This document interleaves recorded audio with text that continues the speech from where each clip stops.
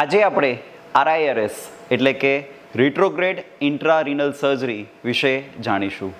Kidney stone, પથરી, renal કેલ્ક્યુલાઈ માટે ઘણા બધા ઓપ્શન્સ કે જેમાંથી સૌથી એડવાન્સ્ડ લેઝર સર્જરી એનું નામ RIRS, રિટ્રોગ્રેડ ઇન્ટ્રારિનલ સર્જરી. આ એવી પદ્ધતિ છે કે જેમાં કિડનીમાં કોઈ પણ કાણું કે ચેકો મૂક્યા વગર પથરીને લેઝરની મદદથી કમ્પ્લીટલી ચૂરો કરી દેવામાં આવે છે. એનું નામ RIRS. RIRS કે જેમાં કિડનીમાં કોઈ પણ પંક્ચર નથી કરવામાં આવતું. તો કઈ રીતે થાય છે આજે થોડીક એની વિશે ચર્ચા કરશું.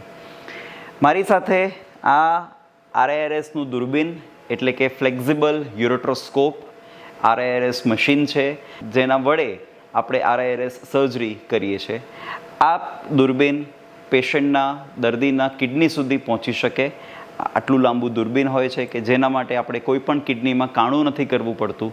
અને આ દૂરબીન જેમ તમે જોઈ શકો કિડનીના કોઈ પણ ખૂણામાં જઈને, જમણી કિડની હોય કે ડાબી કિડની હોય, પથરી ઉપરના ભાગમાં હોય, નીચેના ભાગમાં હોય, કિડનીની નળીમાં હોય, એ કમ્પ્લીટલી આની વડે આ દૂરબીન દર્દીના કિડની સુધી પહોંચી શકે.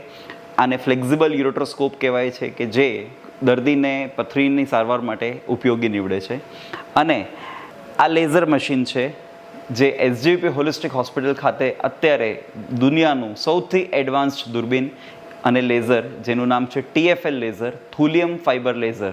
અને તમે જોઈ શકો છો કે આ જે લેઝર બીમ છે, આ જે લેઝરનો ફાઇબર છે, એ લેઝરનો ફાઇબર ઓલમોસ્ટ 200 માઇક્રોન એટલે કે બહુ જ ઝીણું ફાઇબર હોય કે જે આ દૂરબીનની અંદર જઈને લેઝરથી પથરીને ચૂરો કરી દે અને કમ્પ્લીટ ભૂકી કરી દેવામાં આવે કે જે પેશન્ટના કિડનીમાંથી ધીરે ધીરે પેશાબ વાટે બધો નીકળી જતો હોય છે. આ લેઝરની મદદથી હવે અમે ઓલમોસ્ટ 2-2.5 સેન્ટીમીટર સુધીની પથરી પણ કમ્પ્લીટલી ચૂરો કરી શકીએ. લેઝરથી દૂરબીનથી આપણે ચૂરો કરી શકીએ કે જેના માટે કિડનીમાં પાછળ હોલ કરીને PCNL પદ્ધતિ કરવાની જરૂર હવે નથી પડતી. પદ્ધતિનો સૌથી મોટામાં મોટો એડવાન્ટેજ ફાયદો એ છે કે પથરીની સારવાર કર્યા પછી, ઓપરેશન કર્યા પછી 48 કલાકની અંદર જ દર્દીને રજા કરી દેવામાં આવે. પેશન્ટ એના ઘરે જઈ શકે, એના કામે જઈ શકે, કોઈ પણ રેસ્ટ્રિક્શનની જરૂર નથી પડતી. ઘણા આપણા દર્દીઓ કે જે એબ્રોડથી આવે છે, કચ્છથી આવે છે, એમને પણ આ સારવારનો લાભ લીધા પછી તરત જ 48 અવર્સની અંદર ડિસ્ચાર્જ કરી દેવામાં આવે છે.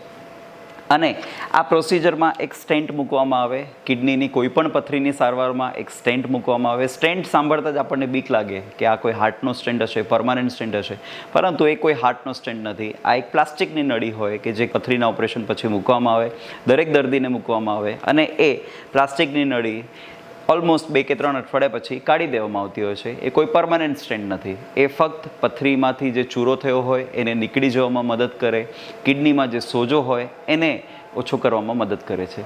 તો SGVP હોલિસ્ટિક હોસ્પિટલ ખાતે આપણી પાસે સૌથી એડવાન્સ્ડ લેઝર થુલિયમ ફાઇબર લેઝર છે અને એના માટેના સૌથી સારામાં સારા દૂરબીન અવેલેબલ છે. અને આ બધી જ વસ્તુઓને પ્રોપરલી સ્ટરીલાઇઝ કરવામાં આવે છે. બધા સાધનોને પ્રોપરલી ETO સ્ટરીલાઇઝેશનની મારફતે આપણે સ્ટરીલાઇઝ એટલે કે ચોખ્ખા કરીએ છીએ કે જેથી કરીને પેશન્ટને ઇન્ફેક્શન થવાની સૌથી ઓછામાં ઓછી સંભાવના રહે.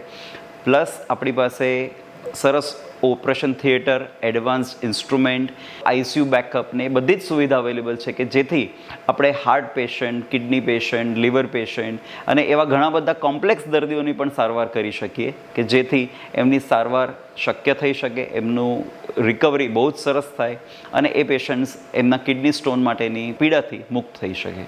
જય Swaminarayan. SGVP holistic hospital, allopathy, Ayurveda एवं योग.